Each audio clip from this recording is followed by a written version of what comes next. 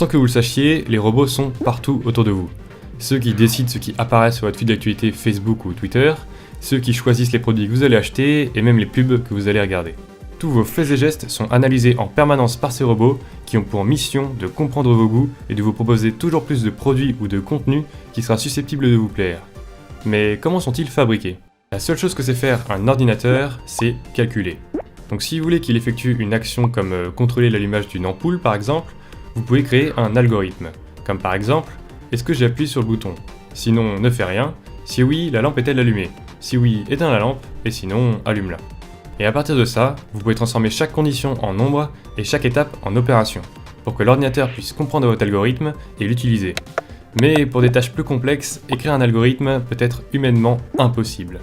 Par exemple, si nous voulons que l'ordinateur puisse différencier une photo d'oiseau et une photo de poisson, il nous faut alors transformer la photo ainsi que les réponses en nombres et trouver une ou plusieurs opérations qui permettent de passer à coup sûr de l'un à l'autre.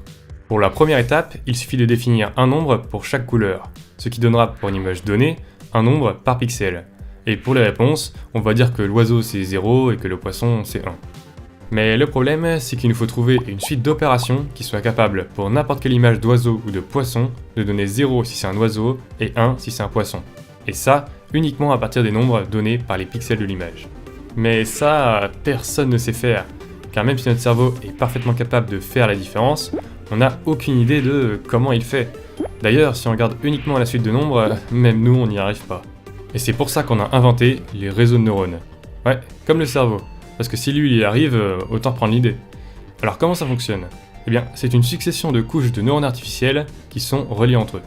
Prenons un neurone au hasard. À un moment donné, il va recevoir un nombre de la part de tous les neurones qui se trouvent derrière lui. Il va ensuite agrandir ou réduire les nombres qu'il reçoit, puis il va les additionner, et pour finir, il va également agrandir ou réduire le résultat obtenu pour l'envoyer aux autres neurones. Mais la manière dont il change les valeurs est modulable. Il faut voir ça comme des boutons qu'on peut tourner. Et suivant la manière dont on tourne, la valeur qu'il en sort peut être doublée ou même inversée par exemple. Et vu qu'il y a des milliers de neurones, il y a aussi des milliers de boutons. Donc chaque neurone d'une couche va recevoir les données de la couche précédente, faire ses petits calculs, puis donner le résultat à tous les neurones de la couche suivante. Mais il y en a deux qui sortent un peu du lot, comme la première rangée qui va recevoir les nombres qu'on souhaite étudier, ici ce sera ceux qui viennent des pixels de l'image, et la dernière qui va nous donner la réponse, en l'occurrence 1 ou 0. Donc voilà, en gros c'est ça un réseau de neurones. Et maintenant, comment on fait pour lui apprendre à dire 0 si c'est un oiseau et 1 si c'est un poisson ? Eh bien, on va prendre une image d'oiseau par exemple, et on va donner la valeur de chaque pixel à tous les neurones de la première rangée.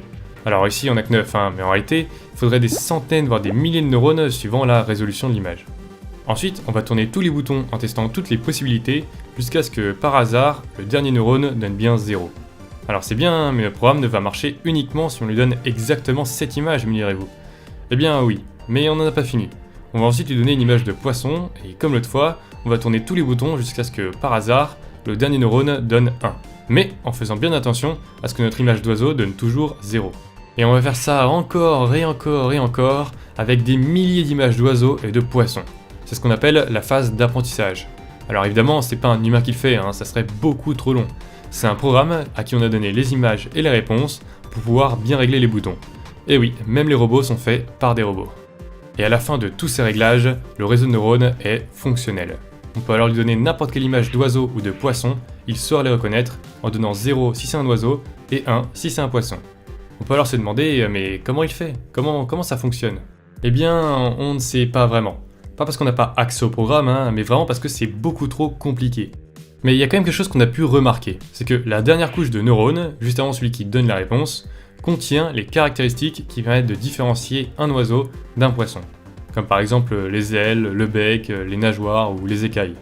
Et le dernier neurone est paramétré de telle sorte à ce que si, par exemple, il reçoit 1 des neurones nageoires et écailles et 0 des neurones bec et ailes, il va donner 1 pour dire que c'est un poisson. Et inversement, bien sûr. Mais à part ça, c'est le noir total. Mais bon, ça marche, et c'est ce qu'on veut. D'ailleurs, ça fonctionne vraiment très bien, avec moins de 3% d'erreurs pour la reconnaissance d'images, et ce domaine évolue tellement vite que ce chiffre sera sûrement faux si vous regardez cette vidéo dans quelques années. Et pas seulement pour les images, Par exemple, le robot qui vous a conseillé de regarder cette vidéo utilise tout ce que vous faites sur YouTube pour régler les boutons de son réseau de neurones afin de vous proposer la vidéo qui vous plaira le plus. Et c'est la même chose pour le robot qui établit la liste de vos amis potentiels sur Facebook par exemple. En fait, dès qu'il faut faire ressortir quelque chose de concret à partir de plein de données sur des critères un peu flous, on aura besoin des réseaux de neurones. C'est ce qu'on appelle le machine learning. Donc maintenant, si vous voulez fabriquer votre propre intelligence artificielle, vous savez comment faire. Et un jour, on pourra sûrement gérer des réseaux de plusieurs centaines de milliards de neurones et peut-être ainsi faire des machines aussi intelligentes qu'un humain, voire plus. Merci d'avoir regardé jusqu'au bout. Si vous...